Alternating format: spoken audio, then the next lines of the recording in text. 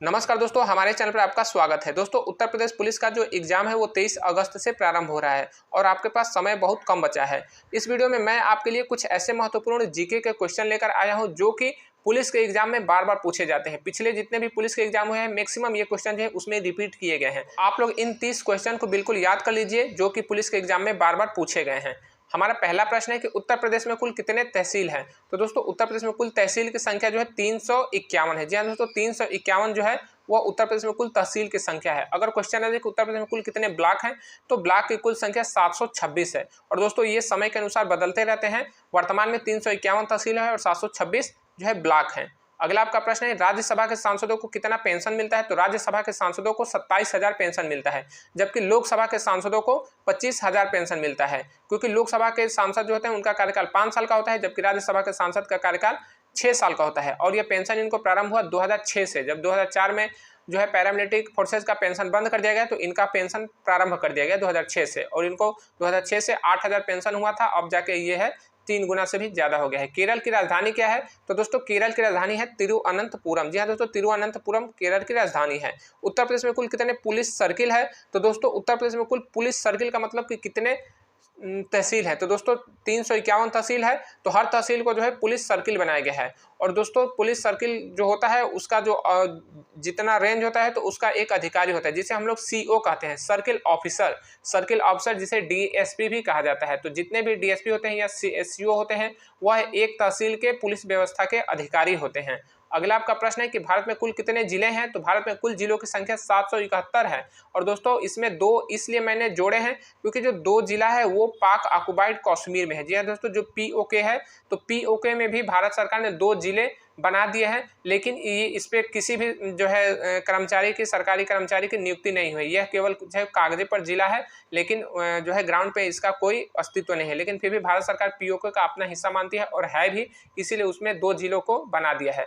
तो वर्तमान में अगर देखा जाए तो भारत में कुल जिलों की संख्या कितनी है। तो 771 है। ये वेरी इंपॉर्टेंट क्वेश्चन है क्योंकि बार बार ये एग्जाम में पूछा जाता है, चाहे आपका एसएससी को हो या फिर आपका पुलिस का हो या फिर आपका आर्मी का हो या फिर किसी अन्य क्षेत्र का भी एग्जाम हो, तो उसमें भारत में कुल कितने जिले हैं पूछा जाता है, जबकि मैक्सिमम लोग गलत कराते हैं। भारत में कुल जिलों की संख्या 771 है, जिसमें 28 राज्य और 8 आपके केंद्र शासित प्रदेश हैं। अगला आपका प्रश्न है कि विटामिन ए की कमी से कौन सी रोग होता है। तो विटामिन ए की कमी से रतौंधी रोग होता है। भारत भूषण किसे कहा जाता है। तो भारत भूषण कहा जाता है सम्राट चंद्रगुप्त मौर्य को। जी हाँ दोस्तों, सम्राट चंद्रगुप्त मौर्य को भारत भूषण कहा जाता है क्योंकि सम्राट चंद्रगुप्त मौर्य के समय को ही भारत का स्वर्ण युग कहा जाता है। और सम्राट चंद्रगुप्त मौर्य के गुरु का नाम क्या था। तो इनके गुरु का नाम था आचार्य चाणक्य। जी हाँ दोस्तों, आचार्य चाणक्य जो थे सम्राट चंद्रगुप्त मौर्य के गुरु थे। अगला आपका प्रश्न है कि 73वां संविधान संशोधन कब पारित हुआ। दोस्तों, ये भी वेरी इंपॉर्टेंट क्वेश्चन है क्योंकि ये क्वेश्चन जो है बार बार एग्जाम में पूछे जाता है कि 73वां संविधान संशोधन कब पारित हुआ। तो दोस्तों, 73वां संविधान संशोधन जो है 1992 में पारित हुआ था। अगला आपका प्रश्न है कि यूपीआई का फुल फॉर्म क्या है। तो दोस्तों, आप लोग जो यूपीआई के थ्रू पेमेंट करते हैं तो वहीं यहाँ पर यूपीआई का फुल फॉर्म पूछा है। तो यूपीआई का फुल फॉर्म होता है यूनिफाइड पेमेंट इंटरफेस। जी हाँ दोस्तों, यूनिफाइड पेमेंट इंटरफेस जो है यूपीआई का फुल फॉर्म है। अगला आपका प्रश्न है कि दुनिया में कुल कितने मुस्लिम देश है। तो दोस्तों, दुनिया में कुल मुस्लिम देश की संख्या जो है 27 है। जी हाँ दोस्तों, 27 जो है दुनिया में मुस्लिम देश की संख्या है। दोस्तों, हमारा अगला प्रश्न है कि राष्ट्रीय पंचायत दिवस कब मनाया जाता है। तो राष्ट्रीय पंचायत दिवस जो है 24 अप्रैल को मनाया जाता है। जी हाँ दोस्तों, 24 अप्रैल को राष्ट्रीय पंचायत दिवस मनाया जाता है। दोस्तों, अगर क्वेश्चन आ जाए कि भारत की दुनिया में कुल कितने हिंदू देश है। तो दोस्तों, हिंदू देश की संख्या दुनिया में एक भी नहीं है। भारत जो है धर्मनिरपेक्ष कंट्री है और नेपाल जो था हिंदू राष्ट्र केवल एक ही था, लेकिन वो 2006 से वहां पर भी जो है राजशाही को खत्म करके वहां पर लोकतांत्रिक सरकार का गठन कर दिया गया और वहां पर अब जो है धर्मनिरपेक्ष सरकार है। जिस तरह से भारत में है उसी तरह से वहां पर भी जो है हिंदू राज्य नहीं है, हिंदू राष्ट्र नहीं है। अब दुनिया में केवल 27 मुस्लिम देश, जबकि हिंदू राष्ट्र एक भी नहीं है। हमारा अगला प्रश्न है कि ध्वनि की चाल कितनी होती है। तो ध्वनि की चाल होती है 332 मीटर प्रति सेकेंड। और ध्वनि की चाल सबसे तेज किस द्रव्य में होती है, यानी किस अवस्था में। तो ठोस में सबसे ज्यादा इसकी आवाज तेज होगी, द्रव में थोड़ी से कम होगी और जो ध्वनि की चाल है वायु में उससे भी ज्यादा कम हो जाती है।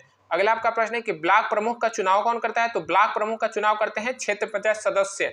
जी हाँ दोस्तों, जितने भी बीडीसी सदस्य होते हैं वही ब्लॉक प्रमुख का चुनाव करते हैं। दोस्तों, बीडीसी को हम लोग क्षेत्र पंचायत सदस्य कहते हैं और क्षेत्र पंचायत सदस्य का चुनाव जो है मतदाता करते हैं, यानी कि जिनका मतदाता सूची में नाम होता है वही बीडीसी का चयन करते हैं और यही बीडीसी जो प्रत्याशी जीत जाते हैं वही बीडीसी जो है आपस में एक ब्लॉक प्रमुख का चुनाव कर लेते हैं। तो ब्लॉक प्रमुख का चुनाव जो है इनडायरेक्टली होता है, जबकि बीडीसी का चुनाव डायरेक्टली होता है। अगला आपका प्रश्न है कि बीएसएफ का आदर्श वाक्य क्या है? तो दोस्तों बीएसएफ का फुल फॉर्म होता है बॉर्डर सिक्योरिटी फोर्स, हिंदी में से सीमा सुरक्षा बल कहते हैं, और इसका आदर्श वाक्य है जीवन पर्यंत कर्तव्य। जी हाँ दोस्तों, जीवन पर्यंत कर्तव्य। अगला आपका प्रश्न है कि श्री राम के राज्य का क्या नाम था? तो दोस्तों श्री राम के राज्य का नाम था अयोध्या। जी हाँ दोस्तों, श्री राम के राज्य का नाम था अयोध्या। और अयोध्या किस नदी के किनारे बसा है? तो अयोध्या जो है सरयू नदी के किनारे बसा है। अगला आपका प्रश्न है कि किस रसायन से नींबू से खून निकलने लगता है? तो दोस्तों सिट्रिक एसिड और मिथाइल ऑरेंज जो ये रसायन है, अगर दोनों को एक साथ क्रिया कराएंगे तो फिर जो है नींबू से खून निकलने लगेगा। कहने का मतलब कि नींबू से खून तो नहीं निकले, लेकिन नींबू से जो द्रव निकलता है वह खून की तरह लाल हो जाता है। दोस्तों ऐसा क्यों होता है? तो देखिए ऐसा कहाँ पे आपको देखने को मिलेगा, तो जितने भी धूर्त लोग हैं, पाखंडी लोग हैं, वो कभी किसी अंधविश्वासी के घर चले जाते हैं और कहते हैं कि तुम्हारे घर में प्रेत का छाया है, भूत का छाया है, और तुरंत जो है वो इस पर विश्वास करने लगता है, और अपने विश्वास को और मजबूत करने के लिए वह उस घर से एक नींबू मंगवाता है, और नींबू को जो है वह अपने पास रखे हुए चाकू से जो है काटता है, नींबू से लाल द्रव निकलने लगता है। लोग जो है इसके पैर में पड़ जाते हैं कि बाबा इसको जो है ठीक करा दीजिए, हमारे घर को ठीक कर दीजिए। अब बाबा उनसे खूब ज़्यादा पैसा वसूलते हैं और जो है निकल जाते हैं। होता क्या है कि जो चाकू होता है उसमें जो है मिथाइल ऑरेंज लगाया रहता है पहले से, और जब नींबू को काटा जाता है तो नींबू में होता है साइट्रिक एसिड यानी कि साइट्रिक अम्ल। जब दोनों यह रसायन क्रिया करते हैं तो फिर नींबू से खून जैसा जो है लाल रंग का द्रव निकलने लगता है। अगला आपका प्रश्न है कि वायुसेना का पूर्वी कमान कहाँ है?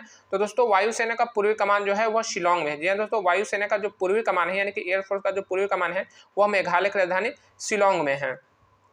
अगला आपका प्रश्न है कि कोंकण रेलवे का मुख्यालय कहाँ है? तो दोस्तों कोंकण रेलवे का जो मुख्यालय है वह नवी मुंबई है।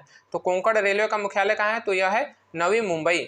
अगला आपका प्रश्न है कि जिले का सबसे बड़ा प्रशासनिक अधिकारी कौन होता है? तो जिले का सबसे बड़ा प्रशासनिक अधिकारी को जिला अधिकारी या फिर डीएम डिस्ट्रिक्ट मजिस्ट्रेट कहा जाता है। जबकि अगर क्वेश्चन आ जाए कि जिले का सबसे बड़ा पुलिस अधिकारी कौन होता है, तो वह होता है एसपी, सुप्रिटेंडेंट ऑफ पुलिस, जिसे हम लोग पुलिस अधीक्षक कहते हैं। अगला आपका प्रश्न है कि महाभारत के लेखक कौन है? तो दोस्तों महाभारत के लेखक का नाम है महर्षि वेद व्यास। अगला आपका प्रश्न है कि विश्व में कुल कितने महाद्वीप है? तो विश्व में 7 महाद्वीप है। एशिया महाद्वीप सबसे बड़ा महाद्वीप है।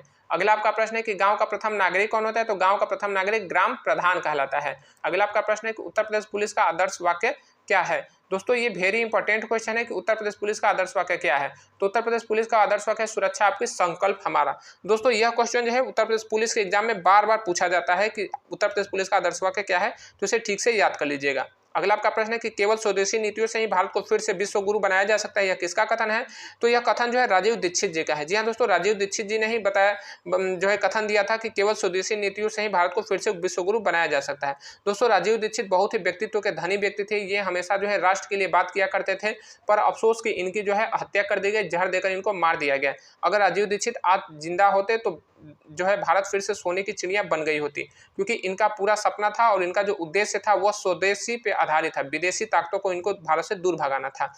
दोस्तों हमारा अगला प्रश्न है कि लाफिंग गैस का रासायनिक नाम क्या है? तो दोस्तों लाफिंग गैस का जो रासायनिक नाम है वह है नाइट्रस ऑक्साइड। ठीक है, नाइट्रस ऑक्साइड ये रासायनिक नाम है, जबकि इसका रासायनिक सूत्र है N2O यानी कि नाइट्रस ऑक्साइड। ठीक है, ये इसका रासायनिक सूत्र है और ये इसका रासायनिक नाम है। अगला आपका प्रश्न है कि रक्त का पीएच मान क्या होता है? तो रक्त का पीएच मान होता है 7.4 यानी कि 7.4 जो है रक्त का पीएच मान होता है। अगला आपका प्रश्न है कि उत्तर प्रदेश पुलिस की स्थापना कब हुई थी? तो दोस्तों उत्तर प्रदेश पुलिस की स्थापना हुई थी सन 1863 में। जी हाँ दोस्तों, सन 1863 में, यानी कि अंग्रेजों के समय में ही उत्तर प्रदेश पुलिस की स्थापना हुई थी। और उसी समय आईपीसी सीआरपीसी का भी बनाया गया था। आईपीसी सीआरपीसी को तो अभी जो है 2023 में चेंज कर दिया गया, लेकिन अभी भी जो भारत की पुलिस व्यवस्था है उसमें मैक्सिमम चीज़ें जो है अंग्रेजों के शासनकाल से ही चली आ रही है। अंग्रेजों का जो है वो एक कहा जाए तो संस्थान है भारत की पुलिस व्यवस्था, भारत की बैंकिंग और भारत की न्याय व्यवस्था, और ये तीनों संस्थान जो है भारत को बिल्कुल बिल्कुल और बिल्कुल बर्बाद करे। अगला आपका प्रश्न है कि अटल सेतु कहाँ है? तो अटल सेतु जो है मुंबई में बना है, अभी ये जल्द ही बना है। अगला आपका प्रश्न है कि थल सेना का मेजर जल सेना के किस अधिकारी के समकक्ष होता है? तो दोस्तों जो आर्मी का जो मेजर होता है वो नेवी के लेफ्टिनेंट कमांडर के समकक्ष होता है। लेफ्टिनेंट कमांडर जो है आर्मी नेवी का, वह आर्मी के मेजर के समकक्ष कहलाएगा।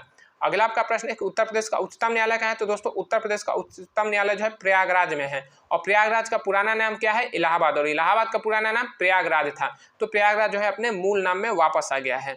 दोस्तों 30 क्वेश्चन आपके क्लियर हो गए। आपका 31वां क्वेश्चन है कि उत्तर प्रदेश में कुल कितने नगर निगम है? हमें कमेंट में जरूर बताइएगा। मिलेंगे अगले वीडियो में, तब तक के लिए जय हिंद।